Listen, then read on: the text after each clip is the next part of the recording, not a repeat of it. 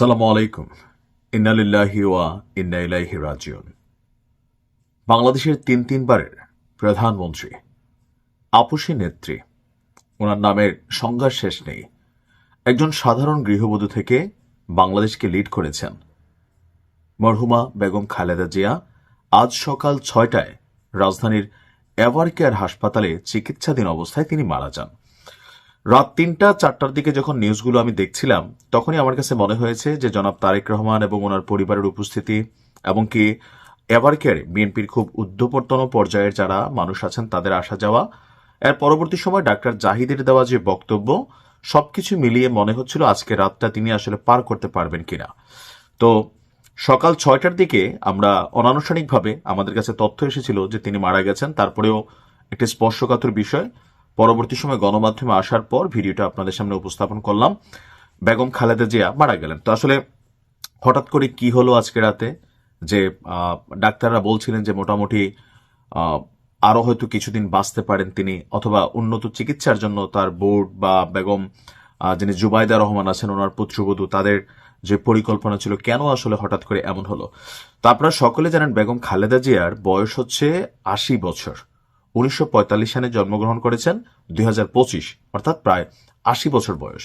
তো এই বয়সে ওনার যতগুলো সমস্যা, ওনার সমস্যাগুলো আমি যদি একটু আপনাদেরকে অফিসিয়ালি বলি, ওনার আছে আপনার হার্টের সমস্যা, তারপরে আছে ডায়াবেটিক্সের সমস্যা, তারপরে আছে আর্থাইটিস সমস্যা, হৃদরোগ, লিভার সিরোসিস, কিডনির জটিলতা। অর্থাৎ সাধারণ পরিবারের একটা মানুষ যাদের অর্থনৈতিক অবস্থা খুব বেশি ভালো না, এই রোগের মোটামুটি 2-1টা থাকলেই এ পর্যন্ত আসলে টিকতেন কিনা, টিকলেও বিছানায় পড়ে ছাড়া, ওই যে নর্মালি আমাদের গ্রামের ভাষায় জব বন্ধ হয়ে যাওয়া, এরকম পরিস্থিতিতে মানুষের অবস্থা এটাই হয়।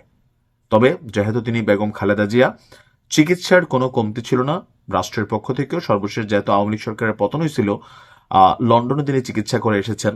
আর সর্বশেষ আমার কাছে যেটা মনে হয়, আমাদের গ্রাম অঞ্চলে মুরব্বীদের ভাষায় বলে আর কি, যে ওই ছেলে আসার অপেক্ষায় হয়তো তিনি দিন গুনছিলেন। যখন জনাব তারেক রহমান দেশে আসছেন, তখনও কিন্তু বেগম খালেদা জিয়া খুব যে স্বাভাবিক তা না। হাসপাতালে তিনি দেখতে গেছেন, আইসিইউতে তার মাকে দূর থেকে দেখছিলেন, কিন্তু মায়ের সাথে কোনো কথোপকথন অথবা মা ছেলের মধ্যে চোখ চাওয়াচাই এমন হয়েছে কিনা জানি না, কারণ তিনি দীর্ঘদিন যাবৎ যে অবস্থায় আছেন, মাঝখানে কিন্তু একটা খবর ছিল এরকম যে ওনাকে লাইফ সাপোর্টে রাখা হয়েছে। উনি আসলে বৈজ্ঞানিকভাবে তিনি জীবিত থাকলেও তিনি মারা গেছেন, এটা কিন্তু মাঝখানে খুবই একটা আলোচনা হয়েছে।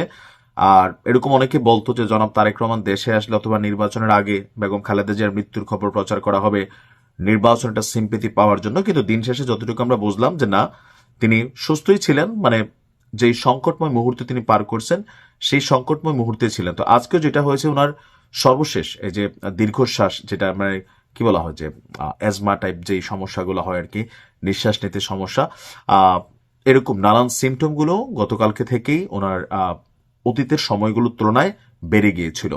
তো গভীর রাতে তিনি শেষ নিঃশ্বাস ত্যাগ করেছেন। সবচেয়ে বড় কথা হচ্ছে আল্লাহ পাক ওনার হায়াত আজকের দিন পর্যন্ত রেখেছেন।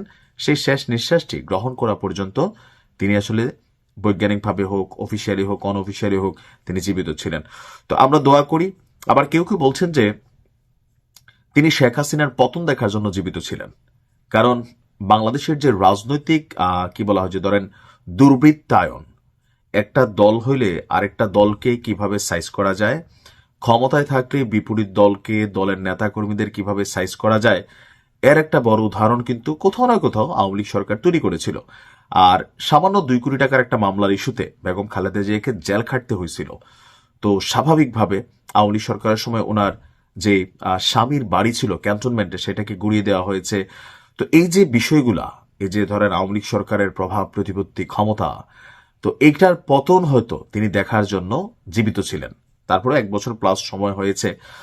সবকিছু মিলিয়ে আল্লাহ ওনার হায়াত আজকের দিন পর্যন্ত রেখেছেন, তিনি আজকের দিন পর্যন্তই জীবিত ছিলেন। তো ওনার জানাজা কখন হবে, কোথায় হবে, বা কয়টা জানাজা হবে, সেটা আমরা হয়তো কিছুক্ষণ পরেই ওনার পরিবারের মাধ্যমে অথবা অফিসিয়াল স্টেটমেন্টের মাধ্যমে আমরা জানাতে পারবো। তো আল্লাহ ওনাকে দুনিয়ার জাগতিক, দেখেন মানুষ ভুল ত্রুটির ঊর্ধ্বে না, প্রত্যেকেরই ভুল ত্রুটি আছে। আল্লাহ ওনার জাগতিক সকল গুনাহকে মাফ করে দিয়ে ওনাকে জান্নাতুল ফেরদাউস দান করুক।